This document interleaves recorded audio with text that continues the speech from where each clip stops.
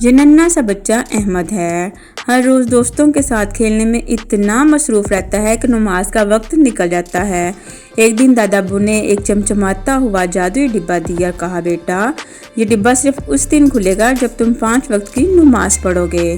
احمد حیران ہوا، خوش بھی۔ اس نے دل سے نماز پڑھنا شروع کی۔ فجر، ظہر، عصر، مغرب اور عشاء۔